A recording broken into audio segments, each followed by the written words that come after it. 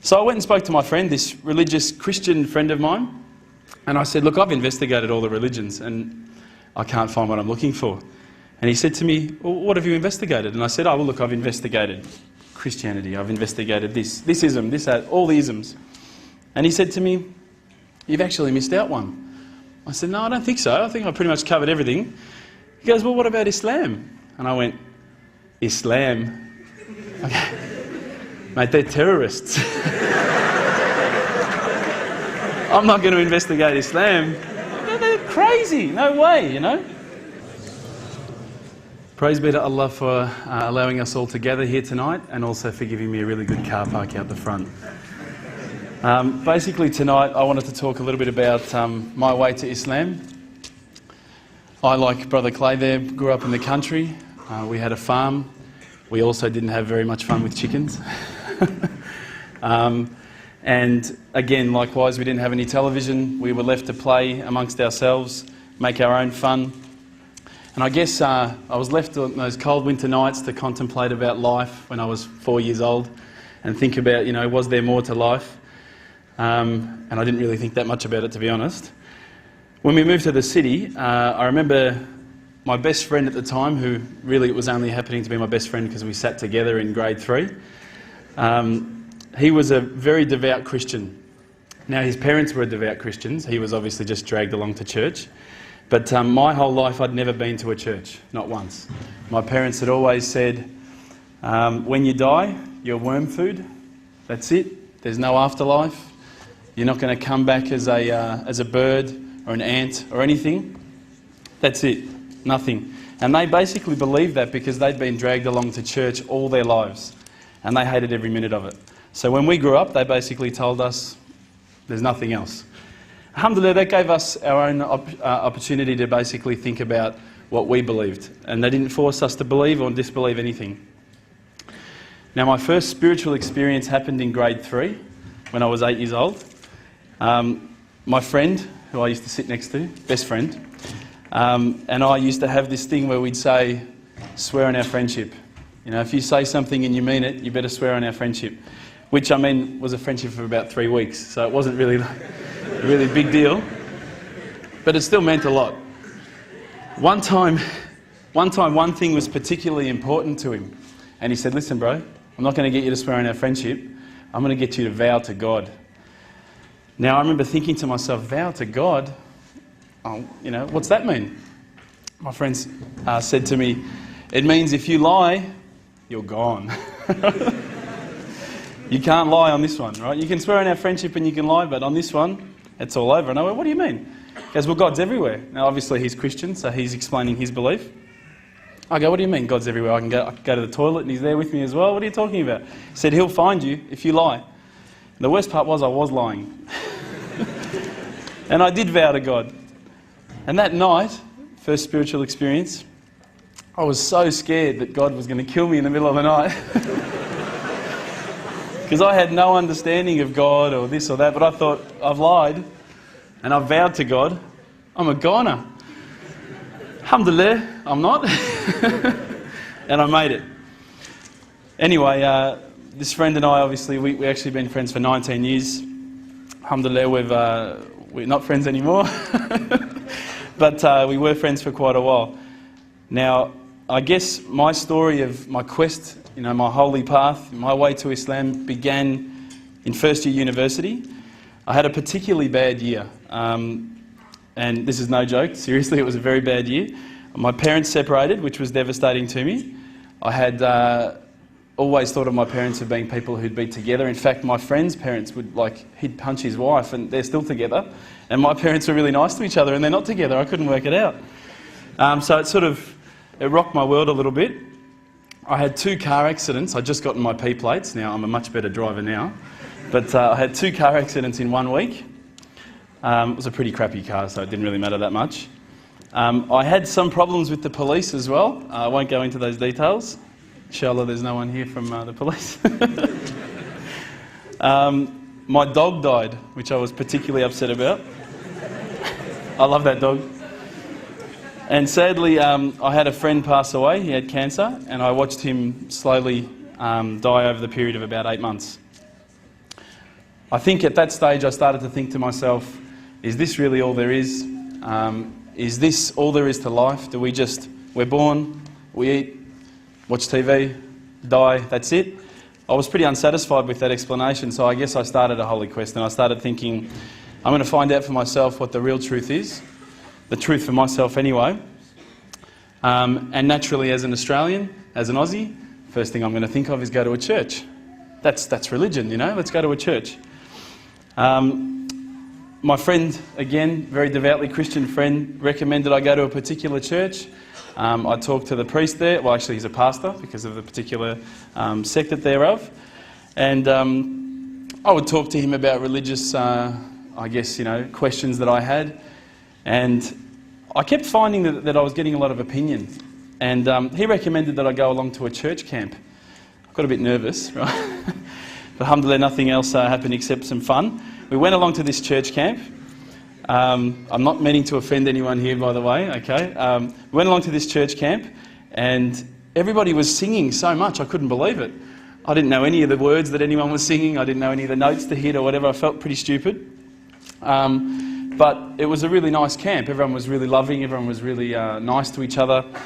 Everyone kept on telling me that God loved me, and I kept on thinking, God killed my dog. He doesn't love me. One night when we were in this church camp, I remember that we were in tents and we all snuck out, as you do. And we went down, there was a lake not far from where we were camping. And we all sat down and we were talking about ghost stories. And I swear to you, this is what we believed, we could see across the lake the Grim Reaper. I mean, obviously the Grim Reaper's going to come to a church camp. That's where he's going to go. And we all, you know, absolutely were so frightened, we all ran back to our tents. And we told everyone the next day. And to be honest with you, I don't think I really did see it. I just wanted to fit in. So I was saying, yeah, it's over there, man, run. But at the same time, I don't think I actually saw anything.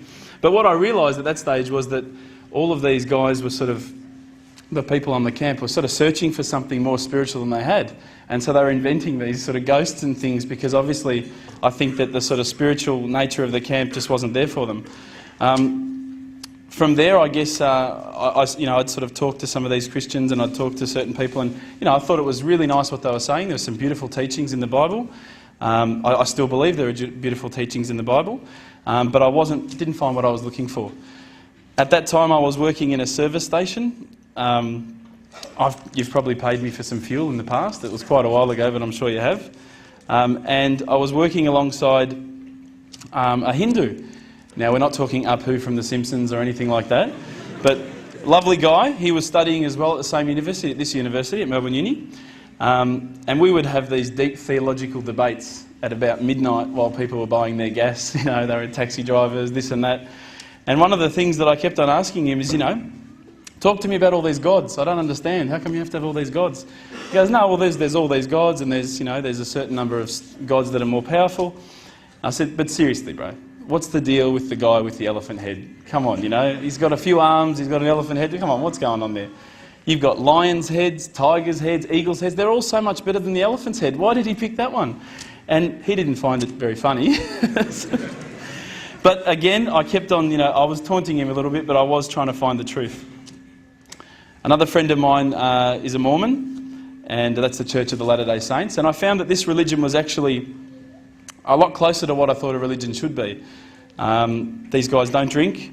They have dress codes. They obviously have to be quite modest. They don't drink caffeine, so Coke's out. So if anyone here likes Coke, forget it. Don't be a Mormon. You can't drink it. That's not the only reason, but anyway. Again, I went to their house. We had dinner, beautiful meal. And then they said, listen, let's all kneel on the floor and pray. And I thought, oh yeah, that's quite nice. It was a nice meal. I should probably thank someone for it. So we knelt down, and then everyone started singing again. And I thought, what is with this singing, man?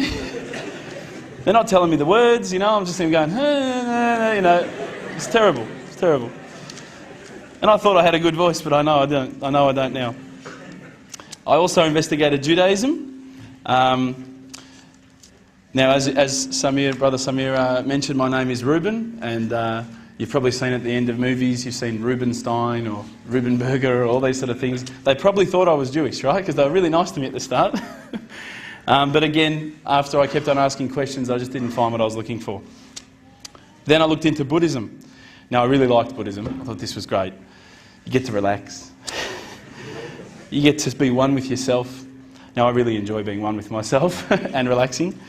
But again, what I sort of started to find was that this is not so much a religion of God, but just a good way to live. It's a nice way to live. So I went and spoke to my friend, this religious Christian friend of mine, and I said, look, I've investigated all the religions and I can't find what I'm looking for. And he said to me, well, what have you investigated? And I said, oh, well, look, I've investigated Christianity, I've investigated this ism, this, that, all the isms. And he said to me, you've actually missed out one. I said, no, I don't think so. I think I've pretty much covered everything. He goes, well, what about Islam? And I went, Islam? Okay. Mate, they're terrorists. I'm not going to investigate Islam. They're crazy. No way, you know. But, lo and behold, alhamdulillah, I found myself walking into Preston Mosque one day. I was very nervous parking my car in the car park. I thought it might explode. I walked in through the doors. I looked around, there was hardly anyone around, I thought, good. I walked straight across the prayer rug with my shoes on. I walked straight past the brother praying. As he went into sujood, I almost stepped on his head. I had no idea, right? I walk across and I stopped. Abu Hamza came out of a door. That's the brother who just introduced us before, Samir. And I thought, this is it. I'm about to die. I've seen this guy before. I've seen him on the news. I can't believe I come here looking for answers and I'm going to die. This is not fair. But, alhamdulillah, the first words to come out of Abu Hamza's mouth were, how you going, mate? Now, he looked like he just walked out of the Sahara Desert, right? He had a beard down to here. He was wearing a dress that I thought it was a dress, right? But I wasn't going to tell him it didn't look good. No way. All he needed was a can of VB and he could have been, how you going, mate? One of the boys. There was a couple of brothers that were always quite regularly there during the day when I could make it, in between my lectures when I went to them. And we used to sit down and we'd talk about the different sort of questions that I had and the things that I wanted to know about Islam. They were very hospitable. I kept on getting cups of tea, biscuits. Now, no other religious sect had done this for me, right? So I was quite impressed. And I didn't just come back for the biscuits, I also came back for the knowledge. Now, as an Aussie, I was not used to this level of hospitality, I should say. I'm not sure, I don't want to offend anyone again, but as an Australian, if you offer someone a cup of tea and they say no, you go, okay. These guys wouldn't take no for an answer. Would you like a cup of tea, bro? No, thanks, bro. Are you sure? No, I'm right. Are you sure, bro? I'll go get one. No, I'm right, bro. No, I'm getting one anyway. Sure. Look, I'll just get you one, right? No worries, I'll get you one. All right, man, I'll take the tea, you know? Subhanallah. So I had to keep on taking toilet breaks, you know, there's cups of tea waiting when I come back. I put on about 10 kilos in my quest for religious enlightenment. But anyway, as I say, we get back to the questions I was asking the brothers. Now, what I'd found with a lot of the other churches and people that I'd spoken to, religious leaders, was that when I asked a question, they would quite often just say, your answer is this. I'd say, oh, okay, that's pretty good. When I was sitting down with the brothers from the mosque, when I would say, listen, I don't understand this, what about this? They would never just answer from their opinion. They would always pick up the Quran, they would open it up, and it would be like, they're like human indexes. They would just, bang, page 142, read this. And I would read it and I would go, wow, that's beautiful. And I would say, look, you know, where's all this part about killing people and blowing up cars? And I don't see that. Is it somewhere towards the back that I haven't read it yet? You know, I can't find it. You know, I haven't quite gotten up to that bit yet. And they said, no, we'll talk to you about what we know and then we'll tell you what the media says. Now, my obvious first impressions when I walked in were that these guys were terrorists. And I found nothing but the opposite. I found that they were the most hospitable, caring, nice people. I mean, these are guys that would say, do you need a lift home? because they saw my car. Um, do you need a panel beater? Do you need a new motor? But they really cared, and I could see it in their eyes that it wasn't something like, if you go to a church, you need to donate, or, we're looking for money from you. These guys really cared, and it intrigued me. I thought, how can they care so much about something? It blew me away. So I kept on asking questions, and as the brother before me was speaking about alcohol and marijuana and all those sort of things, obviously I'd also taken all of those things. Alcohol, I loved to drink. Loved watching the footy with a can of VB, all that sort of stuff. But I asked the brothers, I said, look, I know that in Islam we can't drink alcohol. Well, you can't drink alcohol. And I remember speaking to them and they said, look, Islam is not just a religion for yourself, it's also a religion based on a whole social community. Just because some people might be able to say, I can just have a drink of wine with dinner and that's it, doesn't mean that everyone can do that. At the same time, some people only have a drink and next thing they've drunk 10, they're driving a car and they've run over some poor kid on the road. So the fact that Islam has this social conscience, it's saying there are some that are going to abuse it, some that aren't. Prevention is better than cure. Rather than try and look at something that we can cure later on, Allah knows we're going to abuse it, right? And let's face it, people with alcohol, they abuse it. And I was a security guard for quite a while. I saw a lot of people abusing alcohol. So alhamdulillah, I started realising that Islam is not just about each individual, it's also about a community.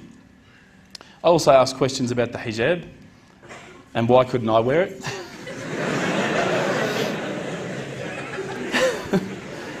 How come I can have 4 wives? How come she can't have 4 husbands, huh? But every time I'd ask these questions, I'm not going to answer them tonight because I'm not giving a lecture. You'll start laughing at me even more. They would still give me reasons, and as an Australian I would still struggle a little bit with some of their reasons, but the more and more I thought about this whole social idea of Islam working as a community, I realised that all these things really fit well together. It's very difficult from an outside point of view to think, okay, the scarf, or okay, the beard, or okay, the kebab, okay, the abaya, whatever. But once you start actually looking inside the religion working as a whole unit, as in implementing every step of the way, it starts to make sense. And it started to make sense. But again, I didn't want to just make a leap of faith because I wasn't looking just to say, hey, that's my religion. These guys have got panel beaters, mechanics. These are the guys for me, right? I wanted to actually find something that for me really made sense. One night, I was sitting at home. Now, I apologise to some people who may have heard this story. It's called the candle story. I was sitting at home and I thought to myself, I want to be, one with myself again. I want to get closer to Allah. So I lit a candle. I opened the window. I had the blinds drawn. It was a nice night, a bit warm, Thought this is about as spiritual as it gets, a candle. The Quran. I'm sitting there reading. And I stopped and I thought to myself, look, this is the time. This is my night. Tonight, Allah and me, we're going to have a bit of a conversation. We're going to bond. All I need from you, Allah, is just a sign. Just a little sign. Look, nothing too major, just maybe a bolt of lightning. Bolt of lightning for you, man. Come on, you created the earth. This is just a bolt of lightning. It'll be easy. So I sat there and I went, okay, go. And I swear to you, nothing happened. Absolutely nothing. I was really disappointed. I said, Allah, this is your chance. I'm here, I'm asking you. Where's my sign? Come on. I'll give you another chance. Maybe you were busy, it's night time here, it's busy over the other side of the world. I'll give you another chance. I said, look, this time don't worry about a bolt of lightning. Maybe I could just get a bit of a creak in the floor.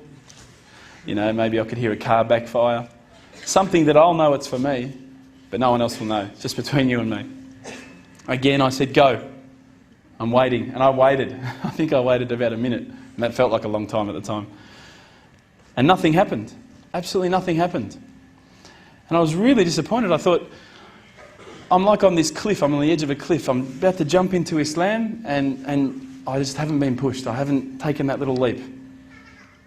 So I thought, look, I'll keep reading Quran and I'll talk to the brothers. I'll say that I spoke to Allah and He didn't answer me. Didn't even get an answering machine. Nothing.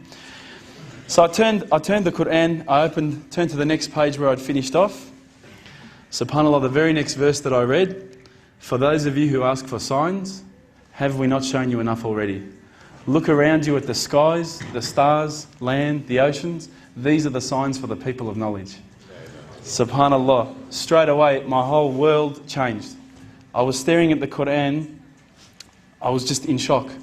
I couldn't believe that I'd been so arrogant to ask for my own specific sign when the signs had been around me all the time. There's a creator because there's a creation.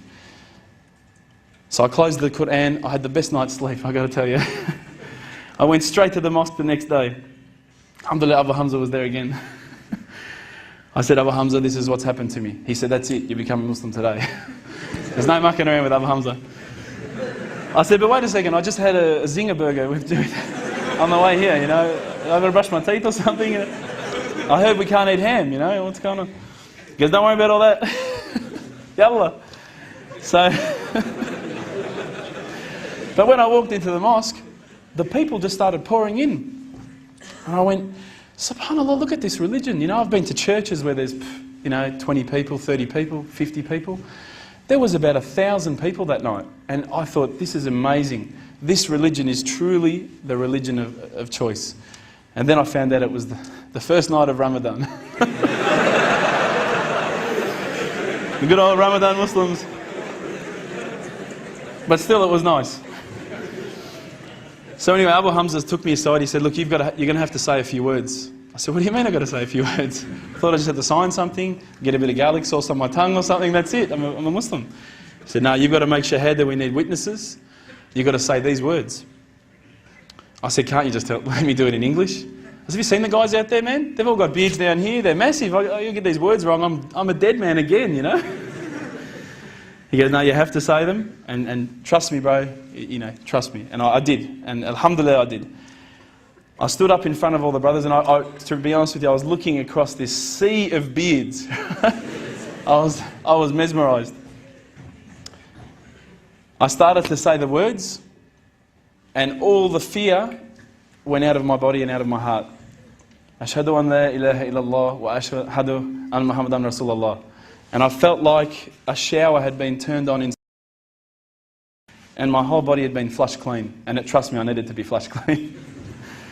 I was standing up there. All the brothers started yelling out, Takbir, Allahu Akbar. I thought I'd done something wrong. So I stood back a bit, and they started coming towards me, and I thought, oh no. I'm pretty sure I said what he said. And they started hugging me and kissing me. Now, I had never been hugged and kissed by that many men in my life.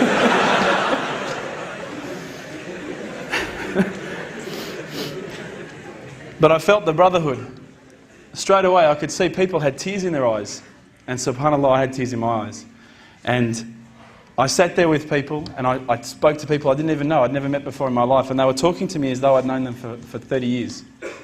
And it was that day, that point in that moment that I realised I had more brothers, more sisters than I could ever have imagined. And good brothers and sisters, not bad ones, I'm talking good ones.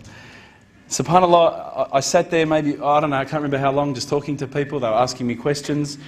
I went home with such a beautiful feeling because I knew at that stage that I had a clean slate. It was my chance now to start again, to forget about the drinking, to forget about marijuana, dope, whatever, you know, anything else I'd done in the past, and to start doing good things. I wouldn't say I always have done good things.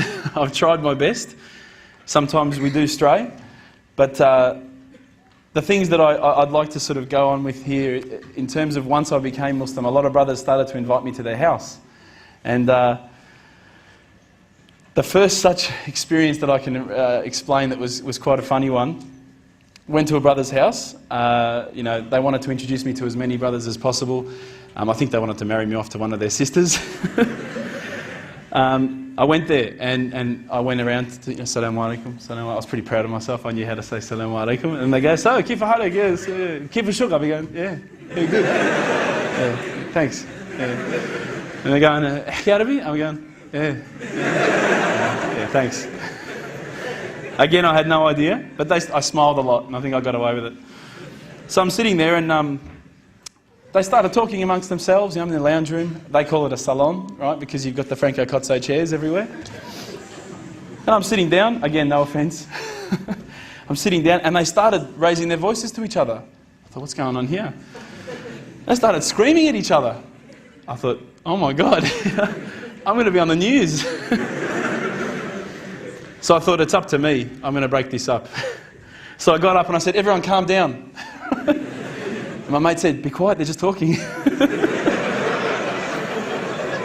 And it was at that moment that I realised Lebanese people don't mind raising their voice just to be nice.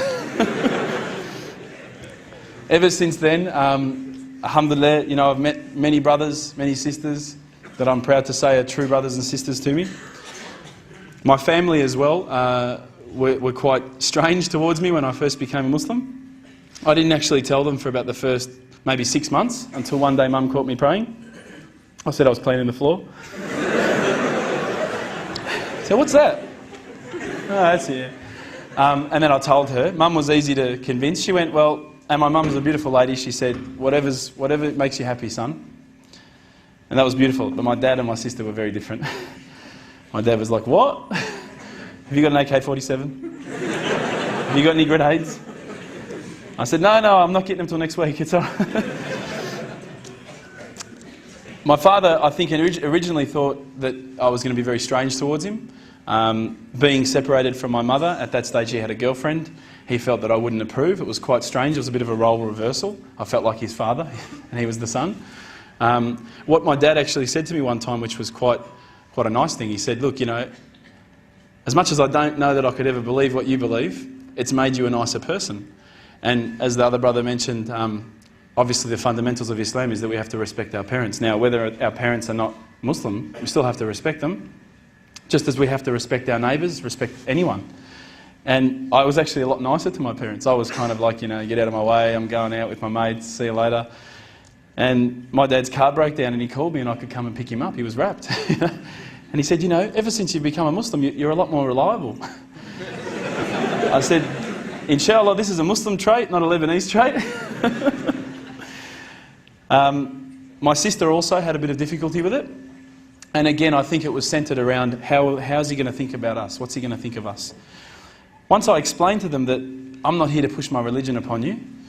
I'm just here to live my life. It's up to me, between me and Allah, how I'm going to do things. My sister actually now starts to agree with some things that I talk about. She buys halal meat when we go over, alhamdulillah. My mum only buys halal meat. I think we're keeping most of the butchers in, you know, they're keeping them, they can buy boats now, they can buy cars. All of my parents and everyone are buying halal meat. They actually say it tasted better. But obviously we know that there are reasons as to why we buy halal meat, not just because it tastes better. Ever since then I've been a lot happier. Things don't seem to get you down as much when you realise there's another purpose for you, that you're not just here to die, you're not just here to do 9 to 5 every day, work, go home, go to sleep, watch TV. Even just getting up and praying like the Fajr and praying each 5 prayers in the day, you feel like you've accomplished something. In Ramadan, again, you don't do much in Ramadan because you're starving, but at the end of the day when you get to break your fast, you usually do it with your family. I was always one to sort of love family, but I never had much. And ever since I became Muslim, I was sitting at tables with 30 people. I was sitting on the floor with 30 people. Alhamdulillah, you know, the feeling of brotherhood and community, I can't explain it to anyone who's never felt it. The only way I can say it is it's as though as soon as you shake someone's hand, they touch your hand and say, Assalamu alaikum, and you say, Wa alaikum salam. It's as though you could give them the keys to your house or your car. You can trust them explicitly and implicitly. You don't have to worry that they're going to go behind your back and steal your video recorder or anything like that, because you have that full trust. You know that there's that brotherhood bond. What I started to find was that I started losing my actual friends that I had before I was a Muslim and gaining a whole lot of new friends. I had friends saying to me, my old friends that is, saying, you're no fun anymore, bro, you know, you don't want to go out and drink anymore. And I'd be saying things like, well, drinking's no fun, you know, let's do this instead. But they still wanted to drink. And slowly but surely I lost most of my friends. But they weren't really my friends, I found in the end. Alhamdulillah, I gained all these new brothers. They're still what I consider friends. And inshallah, if you haven't felt the feeling that I'm talking about, I sincerely hope it happens to you at one stage in your life. I encourage you to investigate all the religions, and particularly Islam. I would say that one of my favourite verses, I'll end with this verse, is a particular verse that says, "Let there be no compulsion in religion, because the truth stands clear from error." Assalamu alaikum.